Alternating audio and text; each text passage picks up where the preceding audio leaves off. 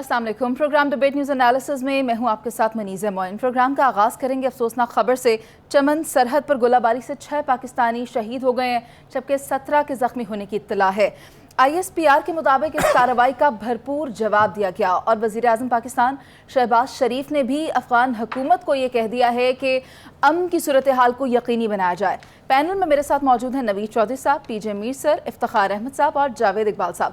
सबसे पहले PJ sir आपकी तरफ आना चाहूँगी, क्या अफगानिस्तान आलमी बरादरी से की गई कमिटमेंट पर पूरा उतर पाएगा? ये बिल्कुल नहीं उतर रहा। हमने पहले भी इसी प्रोग्राम में 1 साल पहले भी कहा था, ये इफ्तिखार साहब इज सिटिंग हियर कि दे विल नॉट ऑनर जो ये बात कर रहे हैं। और पहली इंडिकेशन आ गई थी कि जब इन्होंने ख़वातीन की बिल्कुल रिस्ट्रिक्शंस लगा दी थी और उनको हिजाब पहनने के लिए और स्कूल में जाने के लिए यूनिवर्सिटीज़ में इन्होंने मना कर दिया। बात आ रही है कि अब इस वक्त जो ये अटैक कर रहे हैं पाकिस्तान के बॉर्डर्स पे ऊपर चमन पे, जिस तरह आपने कहा है, ये एक डायरेक्ट कॉन्फ्रंटेशन है between Talibans and the Pakistan army and the state of Pakistan. Prime minister ने बिल्कुल जवाब दिया है, लेकिन हम फिर भी थोड़ी रिस्ट्रेंट दिखाएंगे। हालांकि 6 लोग मैं कहूँगा हमारे मारे गए हैं और इसके अंदर जो प्राइम मिनिस्टर अभी दिखा रहे हैं एक रिस्ट्रेंट, आर्मी रिस्ट्रेंट दिखा रही है। जवाब बिल्कुल भरपूर दिया है, क्योंकि जो आप अटैक करेगा इट डजंट मैटर कौन है, लेकिन you can not get away कि आप इसके अंदर आप ऐसी मुदाखलत करें। इन्होंने इस पर एमल वली खान के उसके ऊपर भी प्रेशर डाल रहे हैं, उन पर बहुत ये कर रहे हैं। फिर बाबर वली खान, इनको ये काफ़ी प्रेशर डाल रहे हैं कि इनको इग्नाइट करें, इंसाइट करें to work against the state of Pakistan. ये जो इनकी एक्टिविटीज़ इस वक्त बड़ी सरगर्मियाँ तेज़ हो रही हैं, मेरा ख़्याल है कि हमसे पहले अमेरिका शायद कुछ एक्शन ना ले ले, क्योंकि नेट प्राइस ने ख़ुद, हमने इसका जिक्र भी किया है कि वो कह रहे हैं कि अगर पाकिस्तान पे तुम अटैक नहीं बंद करोगे और ये टेररिज्म का काम नहीं करोगे तो हम इंटरफेयर करेंगे।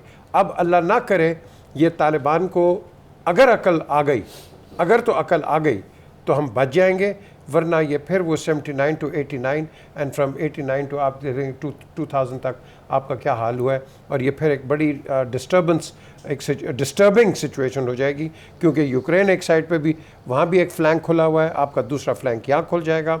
वर्ल्ड के अंदर रिसेशन आया हुआ है, डिप्रेशन आया हुआ है, इनको खाना नहीं मिल रहा और इनको लड़ाई की पड़ी हुई है कि हमसे, और भाई हमने तो तुम्हें सपोर्ट किया है और तुम अगर हमारे पे अगर हमला करोगे तो आई एम सॉरी टू से फिर पाकिस्तान आर्मी किसी चीज़ का लिहाज नहीं करेगी और गवर्नमेंट ऑफ पाकिस्तान भी किसी चीज़ का लिहाज नहीं करेगी। ठीक है इफ्तिखार साहब, PJ सर ने भी इसी जानिब इशारा किया है। ANP के सूबाई सदर एमल वली खान जिनको धमकियां मिल रही हैं, आप क्या समझते हैं ये सूरत हाल किस जानिब जा रही है? अफसोसनाक है और ये ख़तरनाक है। देखें, माइग्रेशन फिर शुरू हो गई है, अफगानिस्तान से लोग इधर आ रहे हैं। अब हम अजीब चक्कर में फंस गए। हमारा एक एग्रीमेंट है जिसको हम ट्रेड एग्रीमेंट बोलते हैं, इंटरनेशनली हमारी कमिटमेंट है कि हमने उनकी ट्रेड को इजाज़त देनी है। उस ट्रेड की आड़ में यहाँ से डॉलर जा रहे हैं, यहाँ से खाद जा रही है, यहाँ से गंदम जा रही है, एक पूरा का पूरा मंडी बनी हुई है। दूसरी तरफ वहाँ के जो गरीब हैं, जिनके पास कुछ भी नहीं है, वो पाकिस्तान की सरहदों की तरफ चल रहे हैं और पाकिस्तान के अंदर दाखिल हो रहे हैं। और तीसरी तरफ ये हमारे उस बॉर्डर पर जाके अटैक कर रहे हैं जिसको मैंने 100 दफ़ा कहा है, वो हमारी सॉफ्ट बैरी है, क्योंकि वहाँ पे हिंदुस्तान ऑलरेडी बड़ा एक्टिव है और कुलभूषण जो गिरफ़्तार हुआ उसका पूरा नेटवर्क वहाँ पे काम कर रहा है। वहाँ पे बकौल जावेद के वो स्लीपिंग क्या होते हैं, स्लीपिंग सेल जो हैं वो वहाँ पे मौजूद हैं। वो स्लीपिंग सेल मौजूद हैं, तालिबान की सपोर्ट इनको मौजूद है। गोलाबारी अब पाकिस्तान के इलाके में हो रही है। अब हम क्या करें? जैसे हम वो बॉर्डर रोकते हैं तो फिर ये शोर मचाना शुरू कर देते हैं कि जी हमारे लोगों को तजारत नहीं करने दी जा रही। तो we are in a fix.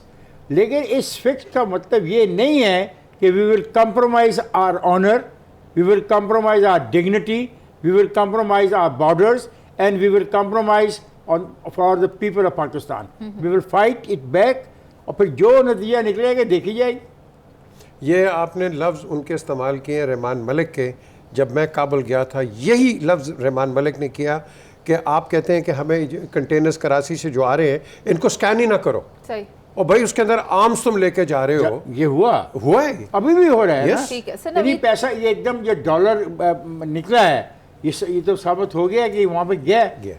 Naveed साहब, आपकी राय लेना चाहूँगी। आम शहरी हैं, मासूम बच्चे हैं, जबकि तोप खाने, मार्टर समेत भारी हथियारों का इस्तेमाल किया जा रहा है। कौन है ये लोग, क्यों कर रहे हैं इस तरह? सूरत हाल अब ना ख़तरनाक है ना तशवीशनाक है, बल्कि धमाका खेज़ हो गई है। चमन बॉर्डर का वाक़या उस वक़्त पेश आया जब चंद रोज़ कबल हमारी वज़ीर मुमलिकत बराए अमूर ख़ारजा हिना रबानी खान साहिबा ने काबुल का विज़िट किया और टॉप लीडरशिप से मुलाकात की वहाँ। तो ये थी कि कोई ठहराव आएगा।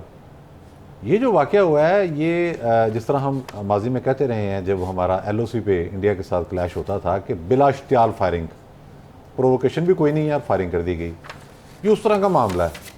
इसके उधर तराशे हैं उन्होंने। और एक बात जो मीडिया में आई कि कुछ लोग जिनके पास इनकम्प्लीट डॉक्यूमेंट से वो यहाँ पाकिस्तान में दाखिल होना चाह रहे थे, झगड़ा हुआ और बाहर में फिर तोपें चल गई। ऐसा नहीं है।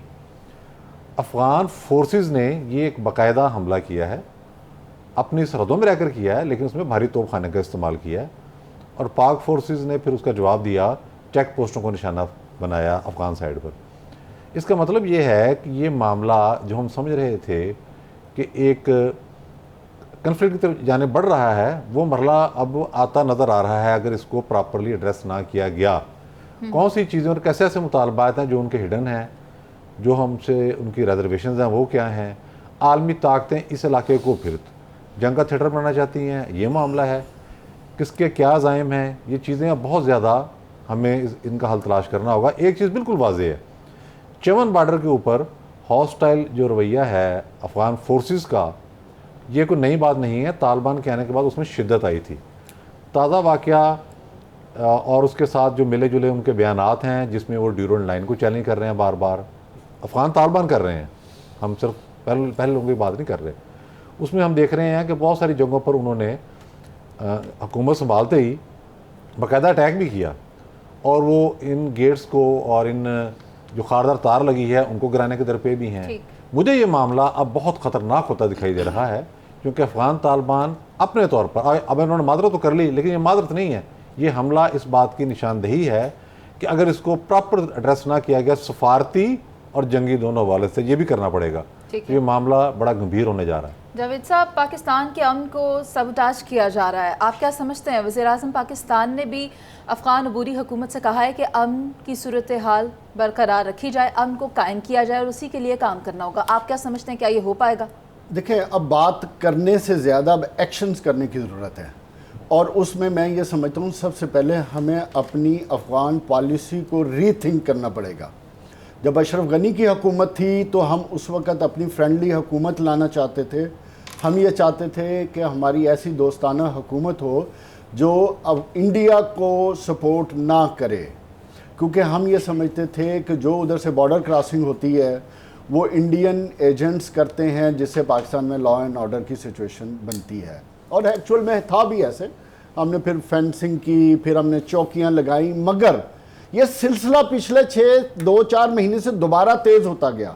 सवात में भी अब दहशतगर्द आ गए, हमने एग्रीमेंट करके उनके साथ बातचीत करने की कोशिश की, वो भी फेल हो गया। सवाल ये है कि अब हमें जो फॉरेन पॉलिसी बनानी है वो किस बुनियाद पे बनानी है। हमने क्या इस बुनियाद पे बनानी है कि हमारी सिर्फ फ्रेंडली हुकूमत हो, जैसे तालिबान की हुकूमत है, वो भी अब हमारे से खुश नहीं है।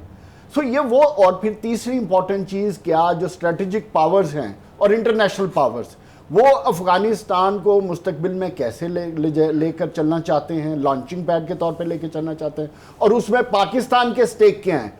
तो इस सिलसिले में मैं ये समझता हूँ कि हमें अपनी अफ़गान पॉलिसी को दोबारा रीथिंक करना पड़ेगा, देखना पड़ेगा, सोचना पड़ेगा, इस चीज़ से निकल के कि हमारी फ्रेंडली हुकूमत आए या तालिबान आए, ना कि बल्कि उन बुनियादों पे होना चाहिए कि हमारा हमसाया है और इस हमसाये के साथ हमने स्ट्रेटेजिकली ऐसे लेकर चलना है, और जितनी उनको सपोर्ट की ज़रूरत है हम उतनी दें, उससे ज़्यादा देने की ज़रूरत नहीं है। उनका जो सबसे बड़ा मुतालबा है, मैं ये समझता हूँ जिस पे ज़्यादा कॉन्फ्लिक्ट खड़ा हुआ है कि जी आप हमें एज ए नेशन दुनिया में कबूल करें। ठीक है, अब पूरी दुनिया को छोड़ के हम अकेला पाकिस्तान ये काम नहीं कर सकता, हमने दुनिया को लेकर चलना है।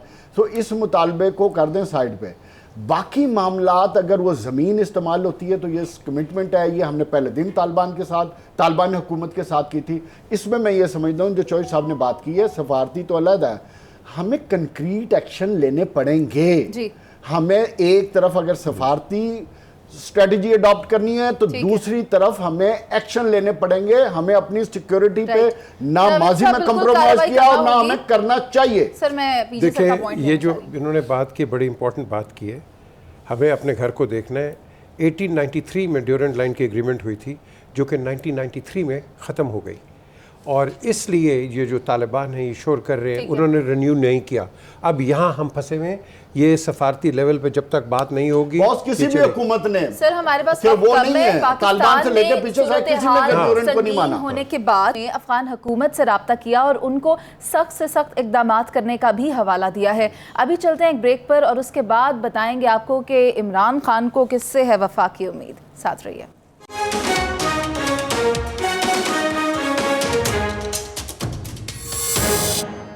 इमरान खान कहते हैं कि हमें उम्मीद है नए आर्मी चीफ अमर बिल मारूफ पर चलेंगे, हम उनसे उम्मीदें लगा कर बैठे हैं।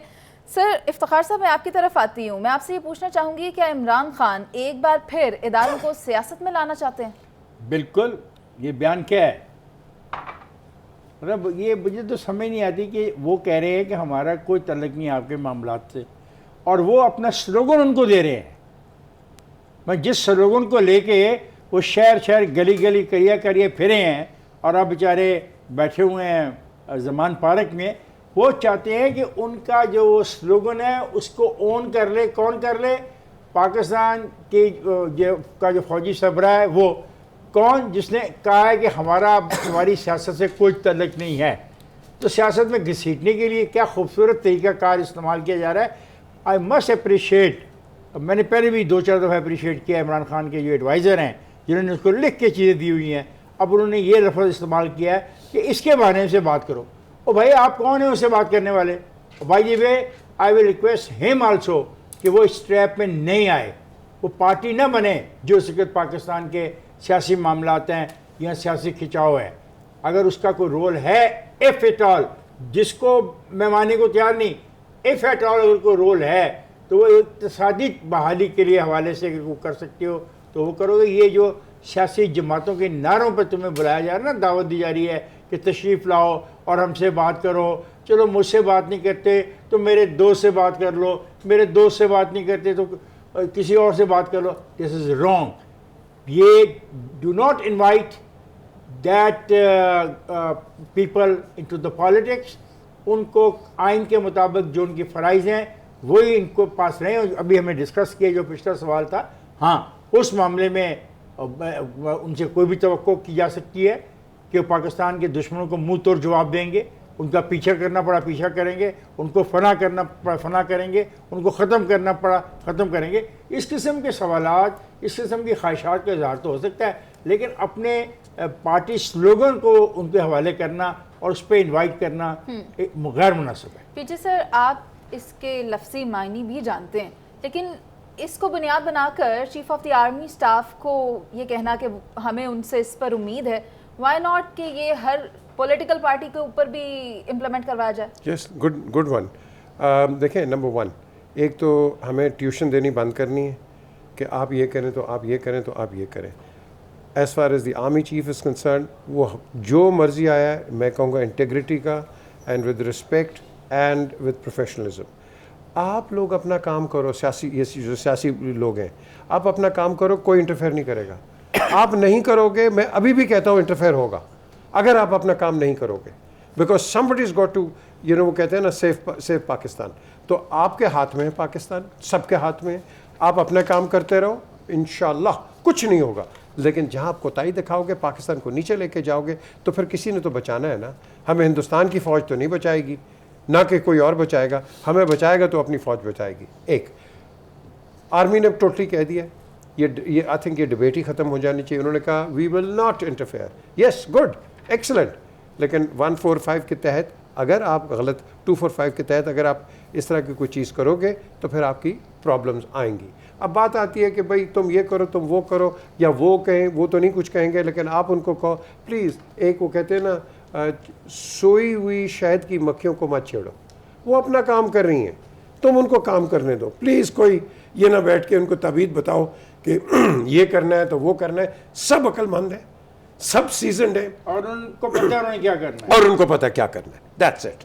नवीद साहब, खान साहब ने इनसे उम्मीद का इजहार तो कर दिया है, उम्मीद तो उन्होंने पहले भी लगाई थी और उम्मीद तो वो हमेशा लगाते हैं। देखें, इस वक्त हमें थोड़ा सा आगे जाके सोचना चाहिए। ये जो लास्ट एपिसोड चली है पाकिस्तानी फ़ौज के हवाले से, उसमें इदारे को बहुत ज़्यादा मुतनाज़ बनाया गया।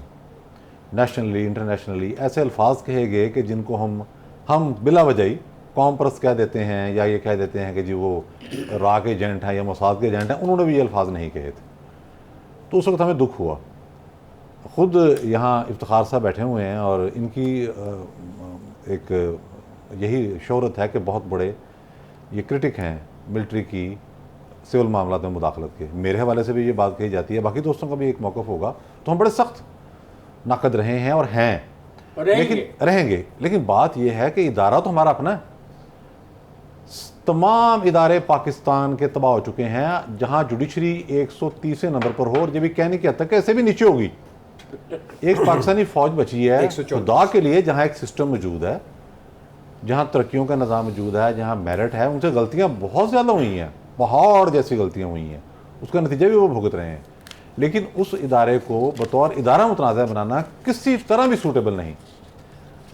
कुछ अफराद पर एतराज़ किए गए माजी में, वहाँ तक बात रहती तो एक चीज़ और थी। लेकिन ये सूरत हाल अब ये है, जब नए चीफ आ गए हैं, वो कह रहे हैं कि हम सियासत में मुदाखलत नहीं करेंगे, हम ए पोलिटिकल हैं। वो अपने किरदार से साबित भी करना चाह रहे हैं। इस वक्त अगर आपको ज़ाहिर एक सिलसिला चलता आ रहा है, मुसलसल आ रहा है, आपको कहीं शक शुबात हैं तो खुदा के लिए अपनी ज़ुबान को कंट्रोल करें। फ़ौज को कतई तौर पर इन मामलात में मुलव्वस ना करें। नए चीफ को मौका दें कि वो एक साइड पर हो जाएं और उसके नतीजे में तमाम इदारे अपने पाँव पे खड़े हों और अपना अपना काम करना शुरू करें। ये बहुत ही ख़तरनाक बात है उनको पुकारना। इमरान खान साहब की तरह कुछ और लोग भी हैं जो ये चाहते हैं कि मिलिट्री उनको सपोर्ट करे। वो तंजीमें जैसे कराची में MKM है, मैं नाम ले देता हूँ, जैसे काफली कह रही है कि हमने मशवरा मांगा था और अब नहीं मांगा। देखें, ये सारी चीज़ें अब छोड़ दें। ये वाहिद इदारा है, इसको भी अगर आपने मुतनाज़ा करके उस सतह पर पहुँचा दिया जहाँ दीगर इदारे पहुँचे हुए हैं, तो फिर आप खुद सोचिए कि पाकिस्तान की सर्वाइवल और बाकी मामला उसका क्या हाल होगा। कोई किसी के साथ बैठने को तैयार नहीं है। सुप्रीम कोर्ट का चीफ जस्टिस एक फ़ैसला देता है और उसी बेंच में शामिल 2 जजेस कह देते हैं कि आपने तो कॉन्स्टिट्यूशन रीराइट कर दिया। इस हद तक हम आ चुके हैं। तो इमरान खान साहब से मैं गुजारिश ही कर सकता हूँ कि खुदा के लिए आप ये जिक्र ही ना करें। जनरल आसिम मुनीर साहब का नाम लेना ही बंद कर दें। अभी आपने ले लिया, आप मुक्तदर हल्के कह लें, और लेकिन वहाँ तक बात रखें। ये अब इतनी जो फ्रैंकनेस क्रिएट कर ली गई है, इसको आप अब काइंडली वापस लें। जावेद साहब, एक जानिब जब इमरान खान साहब ने अमर बिल मारूफ की बात की, वहीं उन्होंने ये अपनी घड़ियों का हवाला भी दिया और कहा कि मेरी घड़ी थी, रखूं या बेचूं, जो मर्जी करूं। अगर आपने कुछ करना है तो मुल्की मईशत के हवाले से करें। देखिए, जो बात हो रही है अदारे की, सबसे पहले मैं ज़रा उस पर बात कर लूँ। मुझे नहीं समझ आती कि इमरान खान ने नई बात क्या की है। अगर मैं 1985 से पाकिस्तान की पॉलिटिक्स को देखूं तो कोई शख्स मुझे बता सकता है किस टाइम पे अदारे के बगैर कोई हुकूमत आई है, चाहे मियाँ नवाज शरीफ हैं, चाहे बेनज़ीर भुट्टो थी, इवन आसिफ जरदारी साहब और इमरान खान साहब लेटेस्ट 2018 में, और सबसे बड़ी मिसाल अभी मियाँ शहबाज शरीफ साहब। पूरी दुनिया को पता है, ये आपके और मेरे बताने की ज़रूरत नहीं है। लेकिन क्वेश्चन ये है, क्या इमरान खान को 15 की कॉल देनी चाहिए इस चीज़ के लिए? मैं ये समझता हूँ कि ज़रूरत नहीं है। अदारे को खुद देखना चाहिए कि इस वक्त क्यों देखना चाहिए, उसकी वजह भी मैं बताता हूँ कि इस वक्त जिसकी तरफ अब आप इशारा कर रही हैं कि मुल्क की मईशत किस दहाने पे पहुंची हुई है, ये बात सोचने की ज़रूरत है। अगर आज ए पोलिटिकल हैं हमारे अदारे, तो उनको रहना चाहिए, लेकिन उनको ए पोलिटिकल रखने के लिए या अपने उस बाउंड्री में रहने के लिए हमारे सियासतदानों ने कुछ करना है तो वो रहेंगे ना। अगर हमारे सियासतदान आपस में बातचीत करने को तैयार नहीं है, मुल्क की इकॉनमी का बेड़ा गर्क होता जा रहा है, अवाम बदहाल होते जा रहे हैं, मुल्क के बॉर्डर की सिचुएशन आपके सामने है, लॉ एंड ऑर्डर की सिचुएशन बन रही है, हमारे प्राइम मिनिस्टर गैर मुल्की दौरों पे हैं, फॉरेन मिनिस्टर दुनिया के चक्कर लगा रहे हैं। बात यह है कि और मौजूदा फौज आप भर्ती कर रहे हैं, आपने पिछले दिनों एक हफ्ते में कोई 8-10 एडवाइजरों को फिर मिनिस्टर बना दिया। डिफॉल्ट होने की सिचुएशन है और आप मिनिस्टर 75, 77 मिनिस्टर बना दिए। और यार आप तो खुद दावत देते हो अपने अमाल से, अपने एक्शन से, आप क्यों नहीं मिल बैठते? ऐसी कौन सी डिमांड है जो पूरी नहीं हो सकती? इमरान खान अगर एक स्टेप आगे आना चाहता है या पीछे आना चाहता है, इमरान खान तो गंदा हो गया, चोर भी हो गया, डाकू भी हो गया, घड़ी चोर भी हो गया, मैं कहता हूं अदालतें उसे नाअहल कर दें, फारिग कर दें। और यार आप तो इस कौम का सोच लें जो आपने इस मुल्क का मईशत का 8 महीने में जो हाल किया है, चलें आप उसको भी छोड़ दें। आपसे बातचीत की जा रही है, आप बातचीत करें। इलेक्शन 3 महीने पहले किया, 4 महीने से क्या फर्क पड़ता है? करवाएं ताकि मुल्क की मईशत किसी डायरेक्शन में चले। आप रोजाना सुबह उठते हैं घड़ी चोर घड़ी चोर घड़ी चोर। और भाई आप रेफरेंस दायर करें, अदालतों को फैसला करने दें। अगर इमरान खान नाअहल होता है, उसकी पार्टी बंद होती है, होने दें। अच्छा। Who stops you? बट जो आपके काम करने के इस कौम को इस माशी बदहाली में जो आपने डबो दिया है, उससे तो निकाले ना। ठीक है जावेद सरदार साहब अपनी मईशत पे काम करने की बजाय कुछ और ठीक है काम जावेद कर साहब, रहे हैं। आपका पॉइंट तो आ गया। ये है डायलेमा कि हमारे सियासतदान खुद मजबूर करते हैं कि जो ए पॉलिटिकल है कि नहीं तुसी आओ साढ़े मसले हल जावेद कराओ, साहब, आपका क्योंकि पॉइंट आ असी गया। आपस से कुछ नहीं कर सकते। जावेद साहब आपका पॉइंट आ गया और हम यही कह रहे हैं कि मुल्क की मईशत के बारे में बात की जाए, घड़ी को हर बार जो है शायद सुर्खियों में ना लाया जाए। साथ ही साथ 4 सूबों ने हुकूमत को धरने की कॉल दे दी है। इस पर करेंगे बात एक ब्रेक के बाद।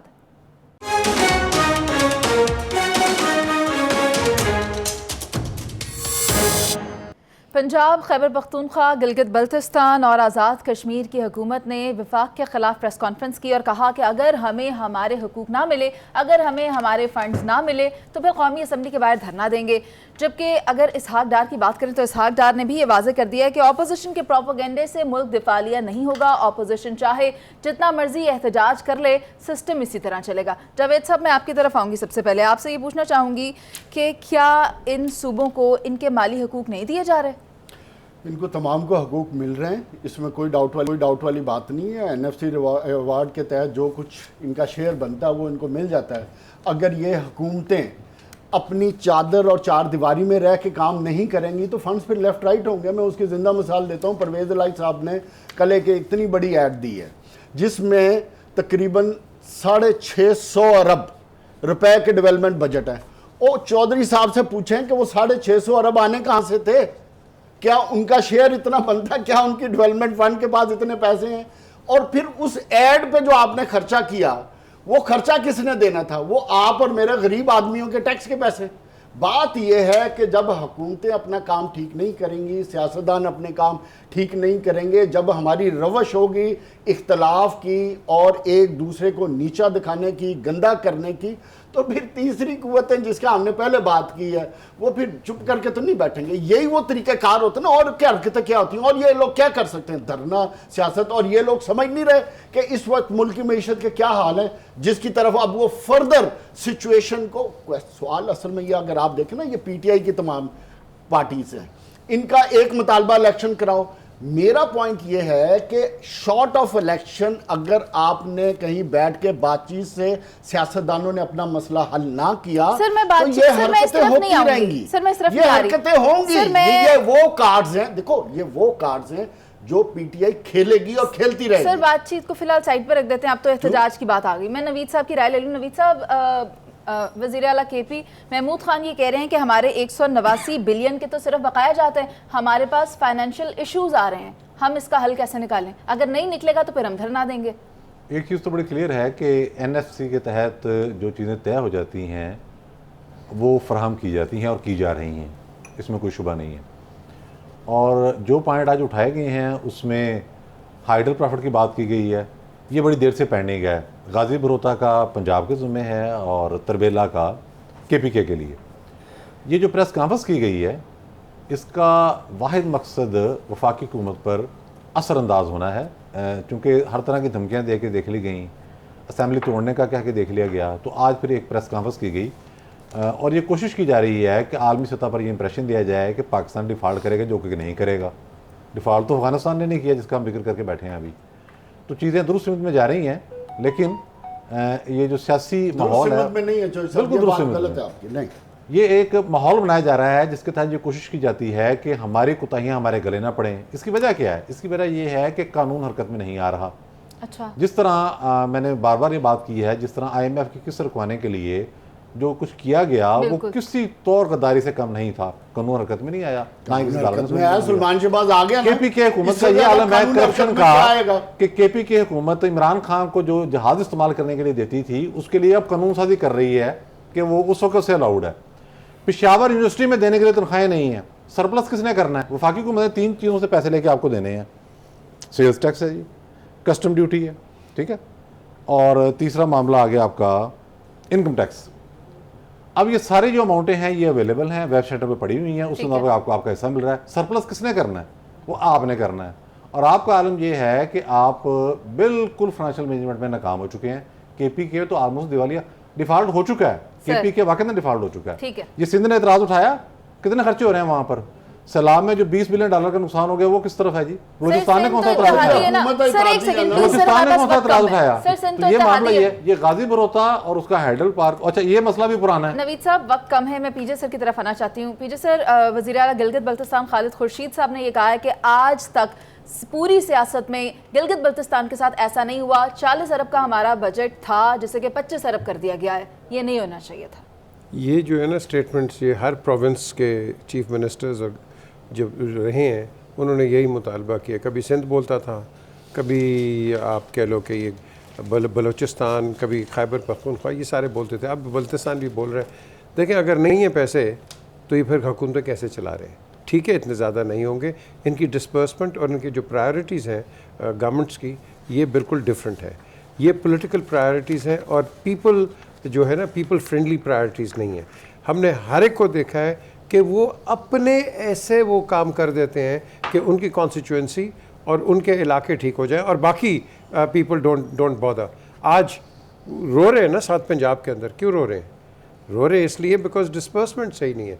और यही मैं कहूँगा कि ये जो हमारी जो फैक्चुअल पोजीशन है, अगर तो है गिलगित बल्तिस्तान की, for argument sake please facts and figures television पे लेके आ जाए, सिंपल एज दैट, ताकि हम उसमें डिबेट करें, बात करें। हम एक वो बात कर रहे हैं, एक आदमी उठ के प्रेस कॉन्फ्रेंस कर देता है, वो जी मेरे साथ ये हुआ है, हम कहते हैं हुआ है, but give us the proof, give us. क्यों जी इफ्तिखार साहब? 100% हमें आप देंगे तो हम आपको तनकीद करेंगे या आपकी तारीफ करेंगे, सिंपल। सर, इफ्तिखार साहब की राय ले लेते हैं, वक्त कम है। इफ्तिखार साहब, आपसे मैं जानना चाहूँगी कि सूबे क्यों शिकायत कर रहे हैं? पंजाब की जानिब से भी शिकायत आ रही है। पंजाब कह रहे हैं 167.4 बिलियन रुपए हमारे भी हैं जो अभी तक हमें वफाक की जानिब से नहीं दिए गए। वफाक को आइनी तौर पे अपनी ज़िम्मेदारियाँ निभानी चाहिए। अगर आइन में किसी के पैसे हक बनता है और नहीं दिया गया तो वो दिया जाए। और ये मैं पीजे की जो बात है बड़ी इम्पॉर्टेंट है, हर मामले को सियासी दबाव के तौर पे इस्तेमाल ना किया जाए। बताया जाए कि पंजाब को पैसे कम क्यों हुए और उसने जो प्रोजेक्ट अनाउंस किए जब, तो उसको पता नहीं था उसकी पोजीशन क्या है माली, तो नई बात हो रही थी यहाँ पे। और इसी तरीके से वो 9 साल से जो सूबा उनके पास है उनको नहीं पता था कि उनके माली हालात क्या हैं, माली पोजीशन क्या है। और ये जो 2 नए दोस्त शामिल हो गए हैं जिनको बिल्कुल नहीं होना चाहिए, इस पर एक लंबी डिबेट है कि क्या उनको ये रवैया अख्तियार करना चाहिए हुकूमत पाकिस्तान के साथ या नहीं, एक और बहस है। लेकिन बिल्कुल ठीक है, आए बताएं पैसे कितने मिलते थे, अब कितने मिले हैं, जो कम हुए वो क्या कहते हैं। फिर अभी वफाक के उसे सागदार से पूछे, डार साहब इस सवाल का जवाब दें, नंबर 1, नंबर 2, नंबर 3, नंबर 4, तो फिर तो कोई बात मुझे समझ आएगी और लोगों को भी समझ आएगी। बाकी रहा पॉलिटिकल प्रेशर कि इनमें से 2 सूबे तो वो हैं जिन्होंने IMF को लेटर लिख दिया था कि मदद मत करो पाकिस्तान की। उनमें से 2 सूबे तो वो हैं ना, 2 वो दूसरे इसलिए नहीं लिख सकते थे कि वो कॉन्स्टिट्यूशन ही नहीं लिख सकते थे। तो I am very sorry, don't play politics. Constitution में जो लिखा है उसके ताबे रहते हुए सब एक दूसरे का इज्जत और एहतराम करें। हक बनता तो हक लें और हक देना है तो हक दो। ठीक है, इफ्तिखार साहब बहुत शुक्रिया आपका, जावेद साहब आपका भी, नवीद साहब आपका भी और पीजे सर आपका भी। सूबे अपने हक का मुतालबा कर रहे हैं और आईनी तौर पर NFC अवार्ड के तहत सूबों को उनका हक देना होगा। After all we all are Pakistanis. इसी के साथ आपसे इजाज़त, अल्लाह ने के बाद।